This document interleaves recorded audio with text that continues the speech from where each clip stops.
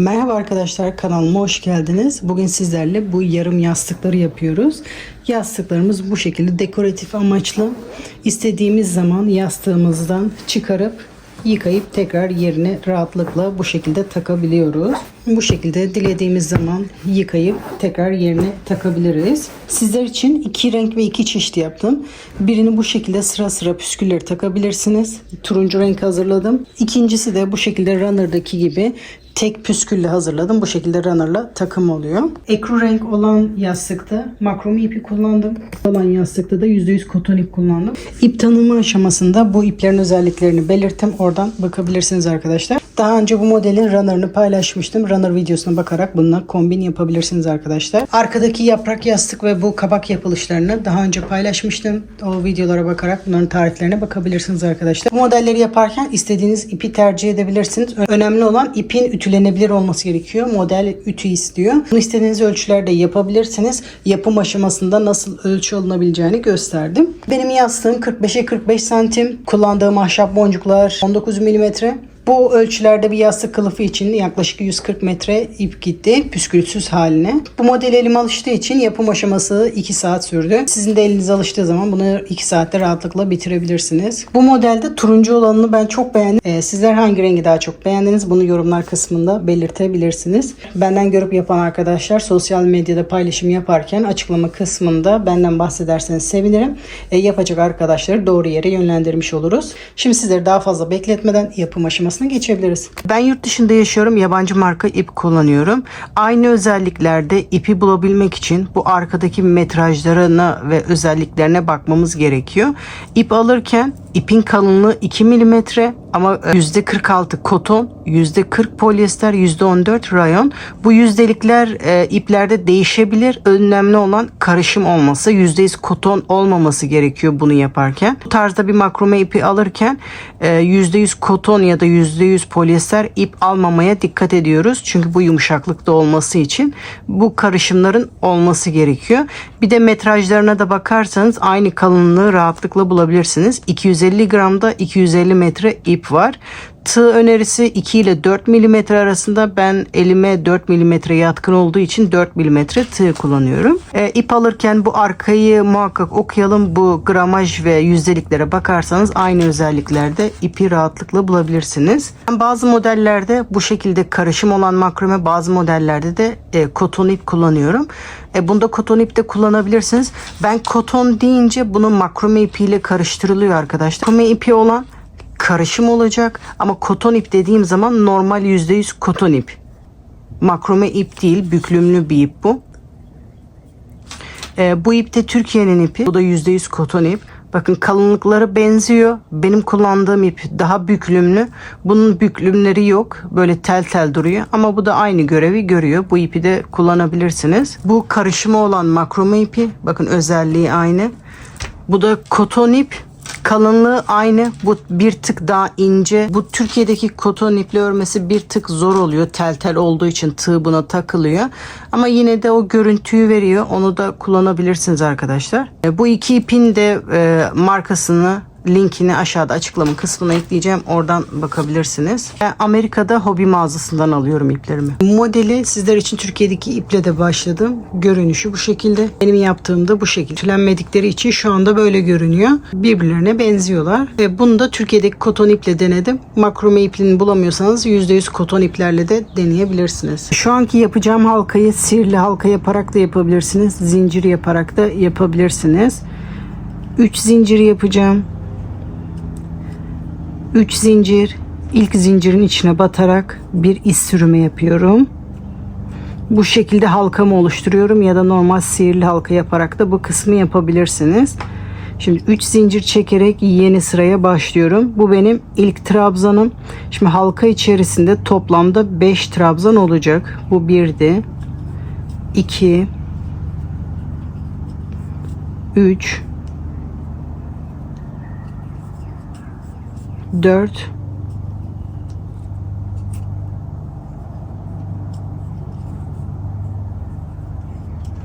ve 5. İlk yaptığım zincirle şu anda toplamda 5 trabzan oldu. Şimdi bunu sivri uç yapacağız. Bunu genişletmeye başlamamız gerekiyor. Şimdi genişletme için Toplamda ben 9 zincir yapıyorum. İsteğe bağlı olarak 8 zincir de yapılabilir bu kısımda. Ben 8 zincir yapınca bu kenarı kasıyor. 9 zincirle başlıyorum. Dediğim gibi bu kısım 8 zincirle de olabilir. Şimdi 3. trabzanın tepesinde bir sık iğne yapıyorum. İkinci sırayı bu şekilde zincirli olarak yapıyoruz. Şimdi bu modelde bir sırada bu şekilde bu trabzanlardan yapacağız. Bir sırada komple zincir yapacağız. 5 zincir, tığımı bir sefer doluyorum. Burada yaptığımız zincirin yani trabzanın tepesine batarak bir trabzan yapıyorum. Şimdi ikinci sırayı da bu şekilde bitirmiş oluyoruz. Şimdi yeni sıraya başlıyoruz. 3 zincir. Şimdi bu trabzanın tepesinde bu yaptığımız işlemi yapıyoruz. Toplamda 5 trabzan yapıyoruz. Şimdi trabzanın tepesine sırasıyla toplamda 5 trabzan yapalım. Bu ilk yaptığımız zincirle birlikte toplamda 5 olacak. Şu anda 2. Bu işlemi yaparken arkadaşlar, bu kanalıma destek olmak için videoma bir beğen ve yorum yaparak destek olursanız sevinirim arkadaşlar. Bu videoları hazırlamak gerçekten hiç kolay değil. Çok emek harcıyorum. Emeklerimin karşılığını alabilmem için şu anda videoyu bir durdurarak beğen ve yorum yaparsanız kanalıma destek olmuş olursunuz. Bir de bu video sizin için faydalı olduysa yorumlar kısmına yazarsanız sizden sonra izleyecek kişilere de vesile olmuş olursunuz. Şimdi toplamda 5 trabzan yaptım. Bu diğer sırada yaptığımız 5 zincirin 3. zincirine batarak bir sık iğne yapıyorum. Burada zincir çekmiyorum. Bu şekilde direkt zincirin içinde de bir sık iğne yapabilirsiniz. Direkt boşlukta da bir sık iğne yapabilirsiniz. Bu modeli değiştirmiyor. Ama sık iğnelerin içine batıldığı zaman örnek daha düzgün duruyor. 5 zincir. Bu yaptığımız zincirin burada sık iğneden sonra sayıyoruz. 1, 2, 3. zincirine batarak bir sık iğne. Şimdi tekrar hiç zincir çekmeden burada yaptığımız işlemi bu kenarda yapıyoruz. Tığımı bir sefer doluyorum. Bakın bu son battığım zincirden sonra 1, 2, 3. zincire batarak trabzan yapmaya başlıyorum. Az önce dediğim 9 zincir şu kısmı belirliyor. Bakın bir zincir eksik yaparsak şu şekilde oluyor. Dediğim gibi modeli değiştirmez. 8 de yapabilirsiniz, 9 da yapabilirsiniz. Bu uzunluk hoşunuza gitmediyse 8 zincir yapabilirsiniz. Şimdi bu zincir içerisinde toplamda 5 trabzan yapıyorum. 2, 3, 4 ve 5. Şimdi yeni sıraya başlıyorum. Bu zincirli kısımdan yapıyoruz. Çoğaltma işlemlerini hep bu şekilde yapacağız. Yapmak istediğimiz uzunluğa kadar bu kenardan çoğaltmaya devam edeceğiz. 9 zincir. Diğer yöne dönüyorum. Bu diğer sırada yaptığımız trabzanların 3. trabzanının tepesine batarak bir sık iğne yapıyorum. Aynı buradaki işlemi yapıyorum buraya. 5 zincir. Bu diğer sırada çektiğimiz 5 zincirin 3. zincirine batarak bir sık iğne. 5 zincir. Bu trabzanların tepesine 3. trabzanın tepesine batarak bir sık iğne. 5 zincir. Tığımı bir sefer doluyorum. Burada trabzanın tepesine batarak yani zincirin tepesine batarak bir trabzan yapıyorum. Bu sırayı da bu şekilde bitiriyorum. Bu modelde bakın dediğim gibi bir sıra bu trabzanlı, bir sıra bu zincirli kısmı yapıyoruz. Şimdi bu trabzanlı kısma başlayabiliriz. 3 zincir. Şimdi bu ilk trabzanın tepesinde toplamda 5 trabzan yapıyorum. 1, 2, zincirle birlikte 3, 4 ve 5. Şimdi hiç zincir çekmeden bu 5 zincirin 3. zincirine batarak bir sık iğne. 5 zincir. Buradaki 5 zincirin 3. zincirinde bir sık iğne. Şimdi 5 trabzan, 5 zincir yaptık. Şimdi bu sık iğnenin üzerinde 5 trabzan yapıyorum. 1, 2 3 4 ve 5. Hiç zincir çekmeden buradaki 5 zincirin 3. zincirinde bir sık iğne, 5 zincir. Bu sık iğneden sonra sayıyorum, 3. zincirde bir sık iğne yapıyorum. Hiç zincir çekmeden bu battığım zincirden sonra 3. zincirde trabzan yapmaya başlıyorum. 1 2, toplamda 5 trabzan yapıyorum.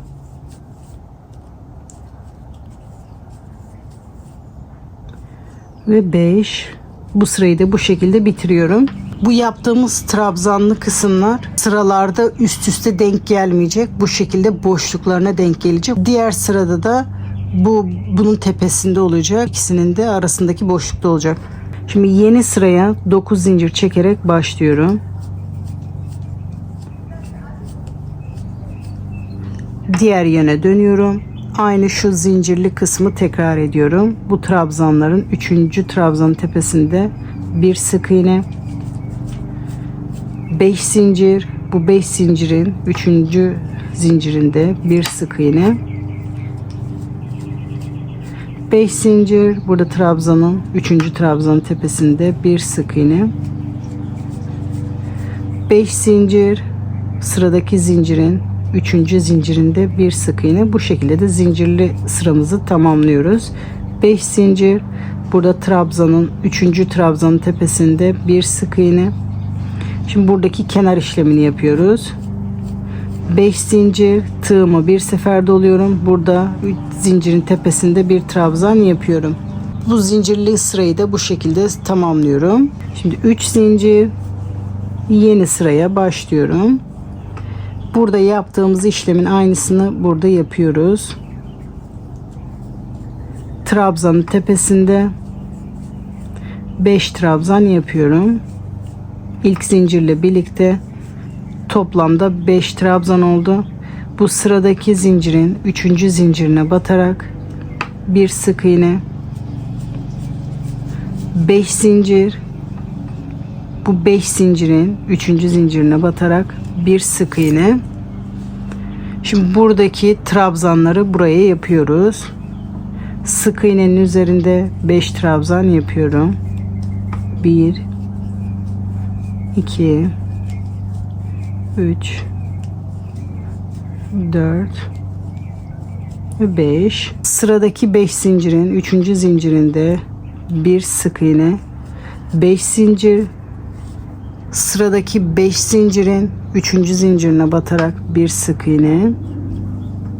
Şimdi buraya da buradaki gibi trabzanlar yapıyorum. Sık iğnenin üzerinde toplamda 5 trabzan yapıyorum. 2 3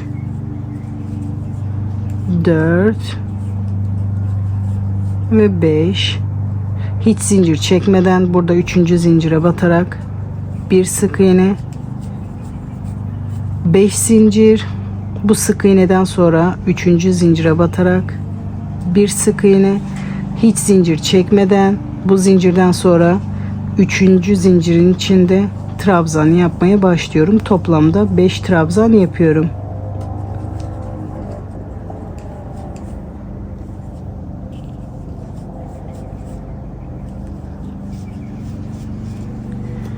Bu sırayı da bu şekilde tamamlıyorum. Şimdi 9 zinciri yaparak yeni sıraya başlıyorum. Diğer yöne dönüyorum. Bu trabzanların tepesinde 3. trabzan tepesinde bir sık iğne, 5 zincir, bu sıradaki zincirin 3. zincirinde bir sık iğne. Bunu normal bu zincirli sırayı yapıyoruz. Bu sıra sonuna kadar yapalım. Bu zincirli kısmı sıra sonuna kadar geldim. 5 zincir, tığımı bir sefer doluyorum. Burada çekmiş olduğumuz zincirlerin sonuncu zincirine batarak bir trabzan yapıyorum. 3 zincir çekerek yeni sıraya dönüyorum.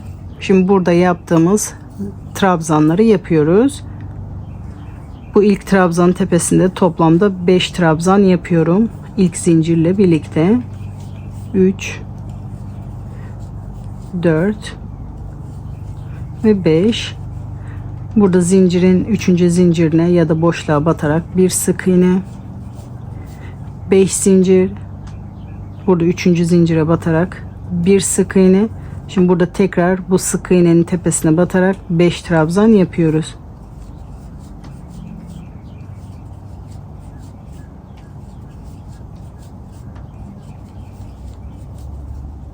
Burada 3. zincire batarak bir sık iğne, sonra 5 zincir, sıradaki 3. zincire batarak bir sık iğne yapıyoruz. Bu sırayı da bu şekilde 5 trabzan 5 zincir olarak sıra sonuna kadar örelim.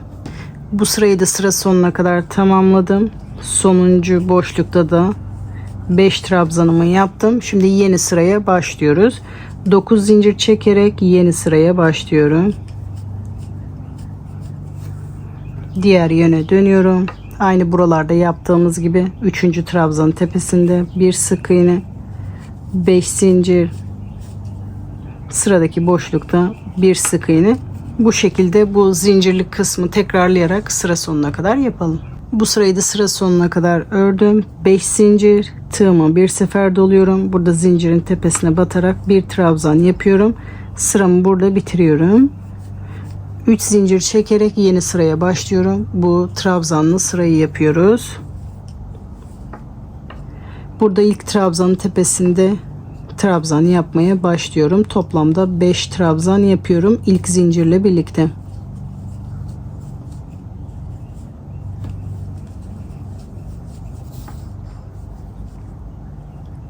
Sıradaki zincire batarak bir sık iğne yapıyorum. 5 zincir, sıradaki boşluğa batarak bir sık iğne yapıyorum. Sonra burada trabzan yapmaya başlıyorum. Toplamda 5 trabzan yaparak burayı da tamamlıyorum. Bunu da sıra sonuna kadar örelim. Bu sırayı da sıra sonuna kadar tamamladım. 5. trabzanımı da yapıyorum. Bu sırayı da bu şekilde bitiriyorum. Şimdi yeni sıraya bu şekilde çoğaltma yaparak başlıyorum. 9 zincir, diğer yöne dönüyorum. Bu trabzanın 3. trabzan tepesinde bir sık iğne, 5 zincir, sıradaki zincirde bir sık iğne. Bunu da bu şekilde sıra sonuna kadar örelim. Bu sırayı da sıra sonuna kadar geldim. 5 zincir, tığımı bir sefer doluyorum. Buradaki trabzanın yani zincirin tepesine batarak bir trabzan yapıyorum. 3 zincir çekerek yeni sıraya başlıyorum. Burada trabzanın tepesinde 5 trabzan yapıyorum. 2 3 4 ve 5. Sıradaki zincirin 3. zincirine batarak bir sık iğne, 5 zincir, sıradaki zincirin 3. zincirine ya da boşluğa batarak bir sık iğne yapıyorum. Şimdi burada da 5 trabzan yaparak başlıyorum. Bunu da 5 trabzanda tamamlıyorum. Sırayı da tamamlayarak sıra sonuna kadar örüyorum. Şimdi bunu sıra sonuna kadar ördüm. Şimdi kontrol ediyorum benim istediğim genişliğe kadar gelmiş mi diye. Şöyle kenara tutuyorum. Henüz istediğim genişliğe kadar gelmemiş. Bunu yastığımızın genişliği ne kadarsa o genişliğe kadar örüyoruz. Bu sıralara göre örmüyoruz arkadaşlar. İpiniz incedir, yastığınız küçüktür, büyüktür. Bu aynı sıralar aynı genişlikte olmayabilir. O yüzden en ideal ölçüyü şu şekilde buluyoruz. Bu yaptığımız kenarı bu yastığın kenarını denk getirip bu şekilde ölçüyoruz. Bir sıra daha örersem bu şekilde bir sıra daha çıkıntı yaparsam benim için ideal ölçüye gelir. Şu şekilde bakıyorum. Bir sıra daha örelim bunu. Aynı diğer sıralarda yaptığımız gibi kısaca göstermek istiyorum. 9 zincir. Aynı diğer sıralarda yaptığımız gibi burada 3. trabzan tepesine batarak bir sık iğne, 5 zincir, burada 3. zincire ya da boşluğa batarak bir sık iğne, 5 zincir, 3. trabzan tepesinde bir sık iğne. Bunu bu şekilde sıra sonuna kadar örelim. Sıra sonuna kadar geldim. 5 zincir, tığıma bir sefer doluyorum. Burada sonuncu zincire batarak bir trabzan yapıyorum Aynı diğer sıralarda yaptığımız gibi 3 zincir çekerek diğer yöne dönüyorum. Burada ilk trabzanın üzerine toplamda 5 trabzan yapıyorum. 2 3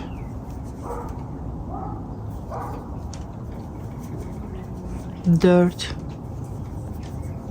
ve 5. Sıradaki boşlukta 3. zincirde bir sık iğne, 5 zincir. Sıradaki boşlukta bir sık iğne. Sonra burada trabzan yapmaya başlıyoruz. Bunu da normal sıralardaki gibi yaparak sıra sonuna kadar örelim. Şimdi tekrar yastığımızı ölçüyoruz. Şimdi yastığımı ölçüyorum. Kenarını bu şekilde tutuyorum. Diğer kenara kadar, bakın yastığın kenarına kadar geldi. Şu anda benim için ideal ölçüye geldi. Siz de bu şekilde kendi yastığınıza göre ideal ölçüde yapabilirsiniz arkadaşlar. Düz olarak devam etmem gerekiyor. Düz olarak bunu örmeye başlayacağız. Aynı runner'da yaptığımız işlemi yapacağız. İçeride başlayacağız. Bir sırada bu şekilde çıkıntılı, bir sırada içeride olacak. Aynı runner'da yaptığımız işlemi yapıyoruz. Diğer tarafa dönüyorum. Burada 3. trabzanın üzerinden başlamam gerekiyor. Oraya kadar iz sürme yapıyorum. 3. trabzanın tepesinde bir sık iğne yapıyorum. Yeni sıraya o şekilde başlıyorum. Şimdi zincirli sırayı yapmaya başlıyoruz. 5 zincir. Sıradaki boşlukta bir sık iğne. 5 zincir. Sıradaki trabzanların 3. trabzan tepesinde bir sık iğne. Buradaki zincirli kısmı burada yapıyoruz. Sadece içeriden başlamış olduk. Şimdi bunu sıra sonuna kadar, bu zincirin üzerine kadar yapalım. Sonuncuyu birlikte yapalım. Şimdi sıra sonuna kadar geldim. Burada içten başlamıştık kesme işlemi için. Bu sıra sonunda da aynı kesme işlemini yapmamız gerekiyor. Burada bitmesi gerekiyor ama benim burada da ortadan başlamam gerekiyor. O yüzden şu şekilde bitiriyoruz. 2 zincir, tığımı bir sefer doluyorum. Bu diğer sırada yaptığımız trabzanların 3. trabzanına batarak bir trabzan yapıyorum. Bu şekilde hem içeride bitmiş oluyorum hem de ortadan başlamış oluyorum yeni sıraya. Şimdi diğer yöne dönerek yeni sıraya başlıyorum. Tığıma bir sefer doluyorum. Bakın buradaki ilk sık iğnenin üzerine 5 trabzan yapıyorum. 2 3 4 ve 5. Sıradaki boşlukta bir sık iğne, 5 zincir. Sıradaki boşlukta bir sık iğne. Şimdi bu sık iğnenin üzerine 5 tane trabzan yapıyoruz. Normal sıralarda yaptığımız işlemi yapıyoruz.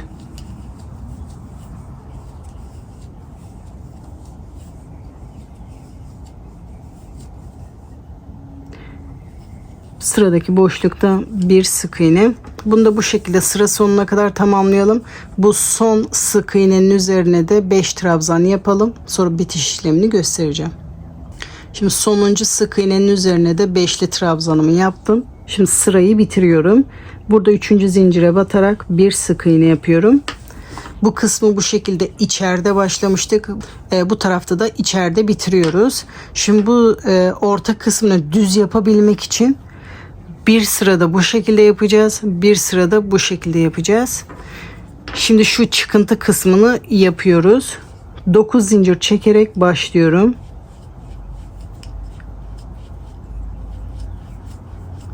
Diğer yöne dönüyorum. Burada 3. trabzanın tepesinde bir sık iğne, 5 zincir. Sıradaki boşlukta bir sık iğne. Bu sırayı da bu şekilde zincirli olarak sıra sonuna kadar yapıyoruz. Sıra sonundaki çıkıntıyı da birlikte yapalım. Sıra sonuna kadar ördüm. 5 zincir. Şimdi buradaki bu çıkıntı işlemini yapıyoruz. Tığımı bir sefer doluyorum. Buradaki sık iğnenin üzerinde bir trabzan yapıyorum. Şimdi bu trabzanları yapmaya başlıyoruz. 3 zincir çekerek diğer yöne dönüyorum. Şimdi buradaki çıkıntıyı yapıyoruz. Bu trabzanın tepesine 5 trabzan yapıyorum. Bu zincir benim ilk trabzanımdı. Şu anda 2 oldu. 3 4 5 zincire, 3. zincire batarak bir sık iğne, 5 zincir. Burada sıradaki zincire batarak bir sık iğne yapıyorum. Şimdi tekrar bu 5'li trabzanları yapmaya başlıyorum. Buradaki sık iğnenin üzerine 5 tane trabzan yapıyorum.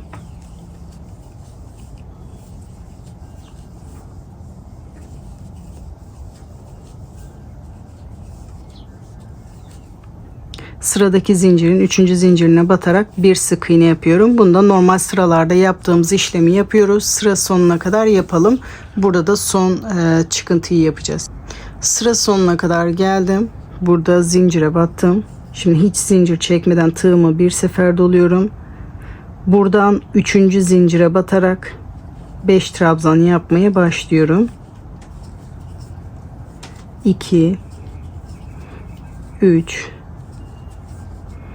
4 5 sıra sonunu bu şekilde bitiriyorum.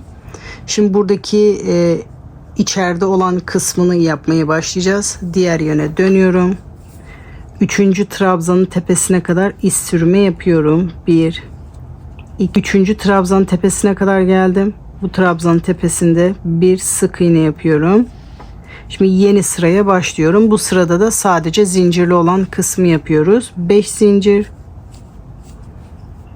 Sıradaki zincirde bir sık iğne, 5 zincir. Sıradaki trabzanın 3. trabzanın tepesinde bir sık iğne yapıyorum. Bunu da bu şekilde sıra sonuna kadar yapalım. Burada da kesme işlemini yapalım. Şimdi bu sırayı da sıra sonuna kadar geldim. 2 zincir, tığımı bir sefer doluyorum. Buradaki kısa kısmı yapıyoruz. 3. trabzanın tepesinde bir trabzan yapıyorum. Şimdi diğer yöne dönüyorum. Hiç zincir çekmeden bu ilk sık iğnenin üzerine buradaki trabzanları yapıyorum. Toplamda 5 trabzan yapıyorum.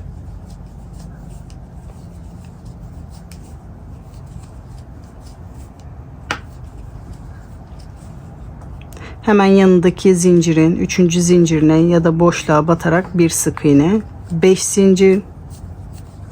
Sıradaki 5 zincire batarak bir sık iğne yapıyorum. Bu sırada da 5'li trabzan, 5'li zincir olacak şekilde sıra sonuna kadar örüyoruz. Sonra bitiş kısmını birlikte yapalım. Bu sırayı da sıra sonuna kadar geldim. 3. zincirde bir sık iğne yapıyorum. Bu sırayı da bu şekilde tamamlıyorum. Şimdi burada yaptığımız işlemi yaparak yeni sıraya başlıyoruz. 9 zincir çekerek yeni sıraya başlıyorum. Diğer yana doğru dönüyorum. Şimdi buradaki çıkıntıyı yapıyoruz. Sonra bu 3. trabzan tepesine batarak bir sık iğne yapıyorum. Aynı bu sırayı tekrar ederek bunu tamamlıyoruz. Şimdi bu kısımda ölçü almaya başlayabiliriz. Şimdi boyunu ölçü alıyorum. Şu anda elimde bir tane hazır püskül olduğu için püskülle birlikte ölçmek istiyorum. Video sonunda püskül yapılışına bakabilirsiniz. Şu anda püskülü yapıp püskülle ölçü de alabilirsiniz. Püskülün boyu 10 santim oluyor yaklaşık. Boncuğu da 2 santim sayarsak 12 santim böyle yastıktan yukarı olacak şekilde ölçü alabilirsiniz. Bu yastığın üzerine geçirince tabii tam burada durmuyor. Yastığı geçirince yastık tabanı şuralarda oluyor. Bu şekilde ölçü alırsam bu yastığa geçirdikten sonra yerlere değiyor. O yüzden bir tık yukarıdan ölçü alıyoruz ki yastığa geçirince yerlere değmesin. Şimdi püskülü ucuna takıyorum. Bu şekilde mesafe bırakarak ölçüyoruz. Ölçümü alıyorum. Benim için henüz bu kısa. Şu 4 sırayı tekrar ederek buraya kadar uzatacağım. Benim yaptığım sıraya göre yapmıyoruz. Kendi yastığınızı ölçerek şu yastığın tepesine gelene kadar örüyoruz. Ben şu çıkıntılı ve içeride olan toplamda 4 sırayı tekrar ederek bu yastığın boyuna kadar öreceğim. Siz de bu şekilde yastığa kadar örelim. Ondan sonra birleştirme kısmına geçiyoruz. Şimdi burayı tekrar göstermeme gerek yok. Şu son 4 sıraya bakarak bunu biraz daha uzatıyorum. Şimdi bunu uzatıp geliyorum. Şimdi tekrar ölçü alıyorum. Bu içeride olan kısım bu yastığın tepesine kadar geldi. Siz de bu şekilde ölçü alarak yapmak istediğiniz uzunluğa kadar yapabilirsiniz. Şimdi bunun birleştirme kısmına başlıyoruz. Şimdi bu ilk sırayı normal sırada yaptığımız gibi yapıyoruz. Zincirli kısmı.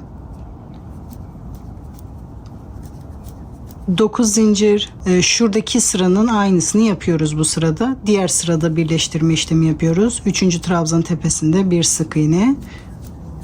5 zincir, sıradaki boşlukta bir sık iğne. Bu sırayı da normal sırada yaptığımız gibi yaparak sıra sonuna kadar yapalım. Sıra sonuna kadar geldim. 5 zincir, buradaki sık iğnenin tepesine batarak bir trabzan yapıyorum. Normal sıradaki gibi sıramı bitirdim. Şimdi yeni sıraya başlıyorum. 3 zincir, diğer yöne doğru dönüyorum. Şimdi burada bu kısımları birleştirmeye başlıyoruz. İlmeğimden tığ çıkarıyorum. Bakın bir önceki çıkıntılı olan yere batarak birleştirme yapıyoruz. Sadece bu çıkıntılı yerlerden birleştirme yapacağız. Buradan yapmayacağız. Bu 3 zincir çekmiştik. 3. zincirine batıyoruz. Bu çıkıntılı yerin. Bakın şu anda yaptığımız sıradan önceki çıkıntı. 3. zincirden tığımı geçiriyorum. İlmeğimi geçiriyorum. Birleştirme kısmını bu şekilde yapıyoruz. Bundan sonrası normal sırada yaptığımız işlemi yapıyoruz. Bu trabzanın tepesinde trabzan yapmaya devam ediyorum. Bu ilk zincir birinci trabzandı. Şimdi 2, 3, 4 ve 5. Normal sıradaki boşluğa batarak bir sık iğne. Bundan sonrası normal sırada yaptığımız gibi yapıyoruz. 5 zincir, sıradaki boşlukta bir sık iğne. Bu kısımları göstermeye gerek yok. Ben sadece başlangıç kısımlarını göstereceğim. Bu şekilde sıra sonuna kadar yapalım. Sonra buranın birleştirmesini göstereceğim. Sıra sonuna kadar geldim. Şimdi bunun birleştirme işlemini yapıyoruz. İlmeğimi, tığımı ilmekten çıkarıyorum. Diğer yöne doğru dönüyorum. Şimdi bir önceki çıkıntılı kısmın 3. zincirine batarak tığımı batırıyorum. İlmeğimi oradan geçiriyorum. Ondan sonra normal sırada yaptığım işlemi yapıyorum. Bundan sonra nasıl devam ediyorduk? Buradaki 3. trabzanın tepesine kadar iz sürümü yapıyordum. İçeride kısmı yapmak için. 3. trabzanın tepesine geliyorum. Sık iğne, 5 zincir. Sıradaki boşluğa batarak zincirli kısmı yapıyorduk.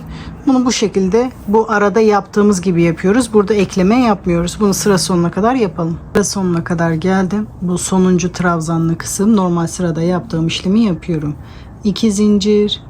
Burada 3. trabzanın tepesinde bir trabzan yapıyorum. Bu sırayı normal ara sıralarda yaptığım gibi yapıyorum. İlk trabzanın üzerinde bir sık iğne, sonra bu sık iğnenin üzerinde 5 trabzan yaparak normal sırada yaptığım işlemi yapıyorum. Bu sırada bir değişiklik yok. Bu normal aralarda yaptığımız sırayı yapıyoruz. Sıra sonuna kadar yapalım. Sıra sonuna kadar geldim. Burada 3. zincire batarak bir sık iğne yapıyorum. Normal sıradaki gibi bitiriyorum. Şimdi bu çıkıntılı kısmı yapacağız. 9 zincir, diğer yöne dönüyorum. Bu sırada birleştirme yapmıyoruz. Burada 3. trabzanın tepesinde bir sık iğne. Normal sırada yaptığımız işlemi yapıyoruz. 5 zincir, sıradaki boşlukta bir sık iğne. Normal sırada yaptığımız zincirli sırayı sıra sonuna kadar yapalım. Sıra sonuna kadar geldim. Trabzanlı kısmı tepesine battım. 5 zincir. Burada sıra başında yaptığımız sık iğnenin tepesinde bir trabzan yaparak bu şekilde çıkıntı kısmını yapıyoruz. Şimdi 3 zincir. Yeni sıraya başlıyoruz. Hem de birleştirme kısmını yapıyoruz. Burada birleştirmiştik. Yastığın tam ortası burası şu anda. Burası sırayı da birleştirdikten sonra daha iyi belli olacak. 3 zincir, ilmekten tığımı çıkarıyorum. Bakın en son bunu birleştirmişim. Ondan sonraki çıkıntı olan kısmın, bakın çıkıntı olan kısmın 3. zincirine batarak tığımı geçiriyorum. İlmeğimi oradan alıyorum. Birleştirme kısmı sadece bu şekilde. Bundan sonrası normal sırada yaptığım işlemi yapıyorum.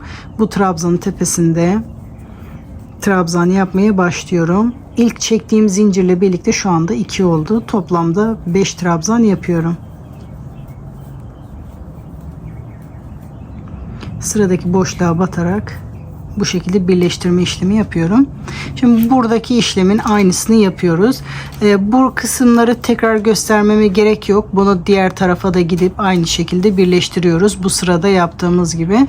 Şimdi bu sırayı tamamlıyoruz. Bu içeride olan kısmı tamamlıyoruz. Bu sonuncu birleştirmeyi de yapalım.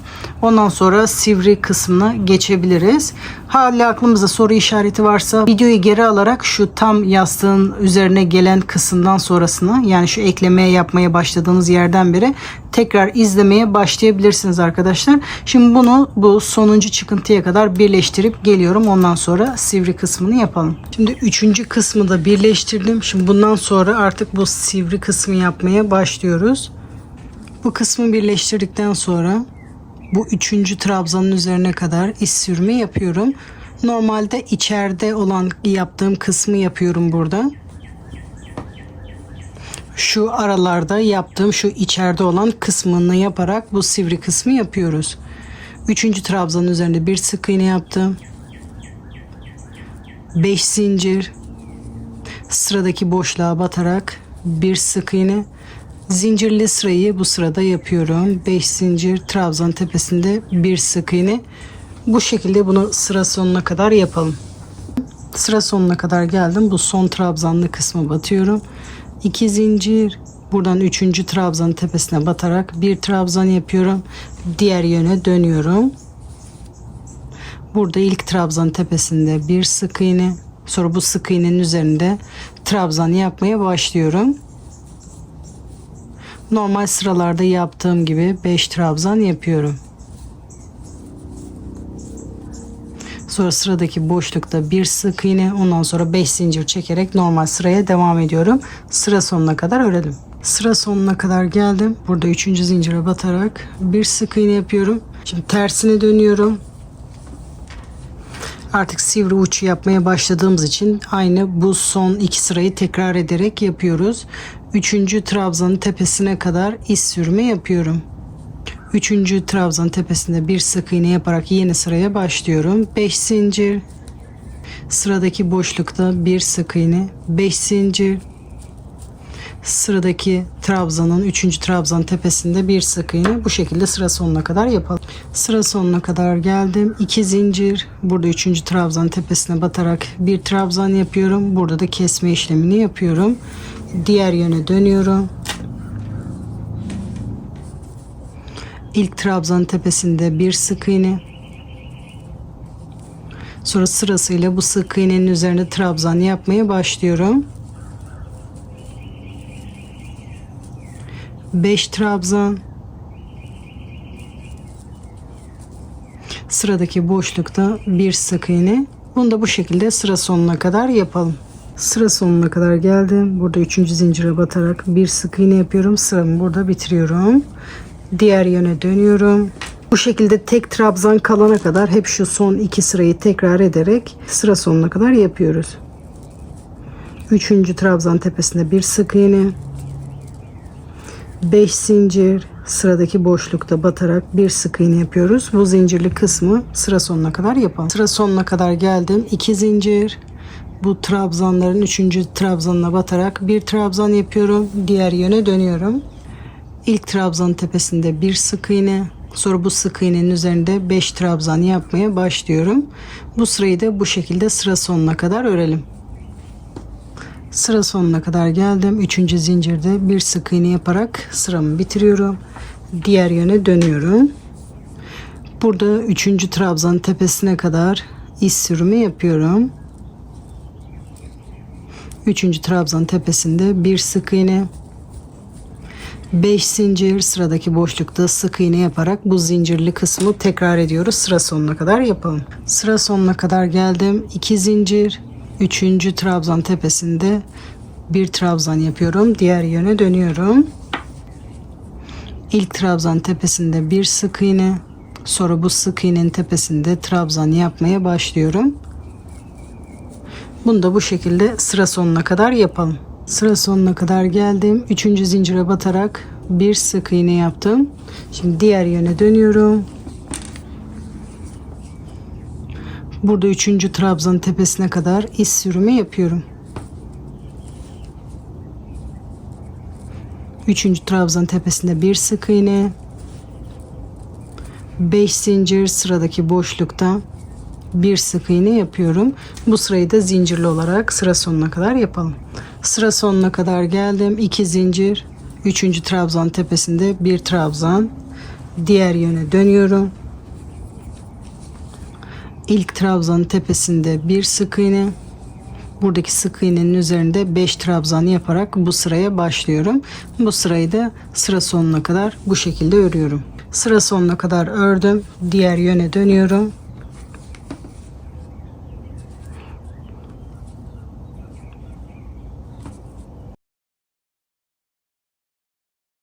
Üçüncü trabzanın tepesine kadar iz sürme. Üçüncü trabzanın üzerinde de sık iğne yapıyorum.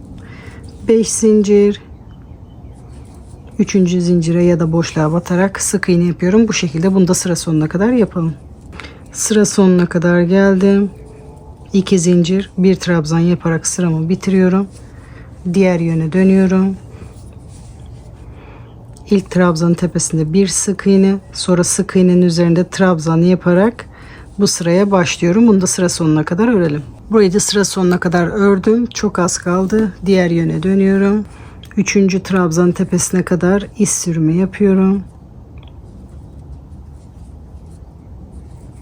Burada bir sık iğne yapıyorum. 5 zincir. Sıradaki boşlukta bir sık iğne. Şimdi son batma yeri kaldı. 2 zincir. Burada üçüncü trabzan tepesinde bir trabzan. Şimdi son sırayı yapıyoruz. Diğer yöne dönüyorum. Bu son sık iğnenin üzerinde 5 tane trabzan yapıyorum. 2 3 4 5 trabzan yaptım. Burada üçüncü zincire batarak bir iz sürme yapıyorum. Bir zincir çekerek ipimi kesiyorum. Sonra bu ipi arkada saklıyoruz. Şimdi püskül yapılışına geçebiliriz. Şimdi püskül yaparken bu şekilde 2 adet ip hazırlıyorum püskülü bağlamak için. Püskülü 2 türlü yapabilirsiniz. Birincisi benim gibi elinizde sararak yapabilirsiniz. İkincisi de bir cisme sararak kart, karton, kumanda ne isterseniz istediğiniz bir cisme sararak da yapabilirsiniz. Yapacağınız cismin genişliği önemli. Ne kadar uzunlukta yapmak istiyorsanız. Püsküllerin boyu 10 santim olsun istiyorsanız 10 santim genişliğindeki bir cisme sararak yapabilirsiniz. Örnek şu şekilde bir kitap diyelim ya da bunun kalınlığında bir karton. Bu şekilde ona sararak da yapabilirsiniz. Ben şimdi elimde göstereceğim ama dediğim gibi bir cisme sararak da bu şekilde yapabilirsiniz. Şimdi ipimi alıyorum. Neye sarmak istiyorsanız onu alın. Ben elimde yapıyorum. Bu şekilde sararak püskülümüzü hazırlıyoruz. Bu sarma sayısı sizin isteğinize bağlı, yapacağınız kalınlığa göre değişir. Ne kadar çok sararsanız o kadar çok ip gider ama kalın oldukça da püskül daha güzel duruyor. 6, 7, 8, 9, 10, 15 sefer sardım. İpimi kesiyorum. Sonra ipimizin tekini alıyoruz. Bu şekilde sardığımız ipin arasından beri geçiriyoruz. Neye sardıysak ipi arasından beri geçiriyoruz. 2 ipi eşit bir şekilde tutuyoruz bu şekilde. 2 sıkı düğüm atıyoruz. Burayı tutuyorum ki açılmasın. Bu şekilde 2 sıkı düğüm atıyoruz. 1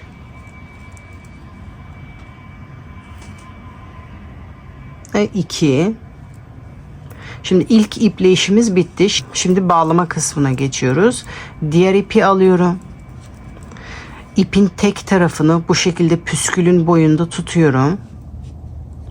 Sonra yukarıdan yaklaşık 1,5-2 santim genişliğinde bir mesafe bırakıyoruz. Bu mesafeyi bütün püsküllerde eşit olarak yapmamız gerekiyor ki bu kısımları aynı dursun. Yaklaşık 1,5-2 santim genişliğinde bir mesafe bırakıyorum. Bu ipimi de sıkıca burada tutuyorum.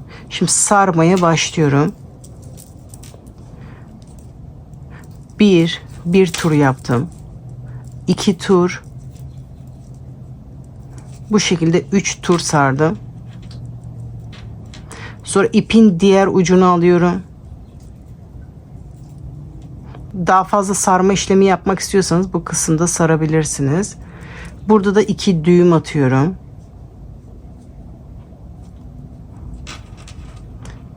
Burada düğüm atma tekniği farklı bir teknik var ama ben size pratik olanı göstermek istiyorum. Bu şekilde 2 sıkı düğüm atıyorum. Bunları böyle bırakırsanız bu ipin görüntüsü bu şekilde kötü durur. Bu iplerin daha düzgün durması için bu ipleri bu sardığımız ipin içine doğru çekeceğiz. Bu sardığım ipin arkasından beri tığımı geçiriyorum. Bu sonra sardığım bu ipleri sırasıyla aşağı doğru çektiriyorum. Bu bir. Sonra diğerini.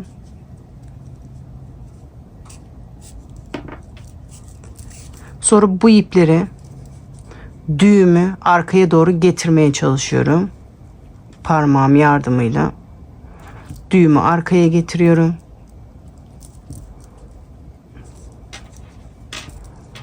Bu şekilde bunu arka kısma getirirseniz bu şekilde duruyor. Sonra bu ucunu düzeltiyorum. Katlarını açıyorum.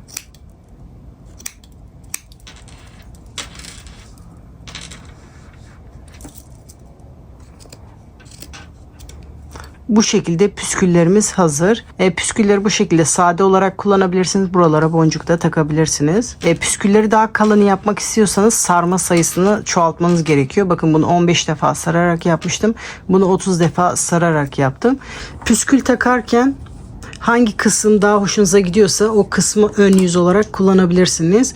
Bu bitiş kısmını ya da şu başlangıç kısmında hangi taraf hoşunuza gidiyorsa orayı kullanabilirsiniz. Ben bu başlangıç kısmını ön olarak kullanacağım. Bu uç kısmına hazırladığım püskülün tek ipini geçiriyorum. 2 sıkı düğüm atıyorum.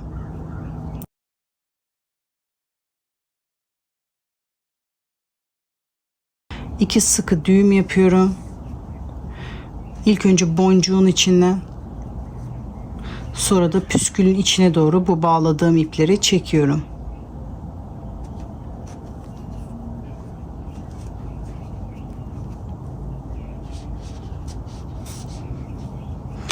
Püskülü de bu şekilde takıyoruz. Bunu sadece öne takıyorum. Şimdi püskülümü taktım. Bunu dilerseniz bu şekilde sadece bu köşelerde birer tane püskül. Bu modeli dilerseniz sadece ucunda bir tane püskül, dilerseniz bu şekilde sıra sıra da takabilirsiniz. Bu bir tane trabzanlı yer boş bırakıp ikinciye takıyorum bu şekilde. Her trabzanlı yerin altına takarsam püsküller çok üst üste biniyor. O yüzden bunun altına takıyorum. Aynı diğerlerini taktığım gibi. Bunu da buraya 2 sefer düğüm atarak püskülün içinden beri ipimi geçiriyorum. Bu şekilde sırasıyla püskülleri takıyorum. Modellerin bitmiş hali bu şekilde ütüleyip yastığa geçirdim. Bunu dilediğiniz zaman çıkarıp yıkayıp tekrar yerine takabilirsiniz. Bu yaptığımız yastık kılıfları tamamen dekoratif amaçlı. Runner'da bu şekilde tek püskül olarak göstermiştim. Runner'a da aynı bu yastıktaki gibi püsküller ekleyerek bu şekilde yapabilirsiniz arkadaşlar. Sizler hangisini daha çok beğendiniz çok merak ediyorum. Yorumlar kısmına yazarsanız sevinirim. Benim ipim ütüye elverişli olduğu için tersten ütüleyebiliyorum. Bunları da hafif tersten ütüleyip yastığıma geçirdim. Umarım sizler de bu videoyu izlerken keyif almışsınızdır. Sıradaki videolardan haberdar olmak için kanalıma abone olup zili açmayı unutmayalım arkadaşlar. Yapacak arkadaşlara kolay gelsin diyorum. Sıradaki videolarda görüşmek üzere.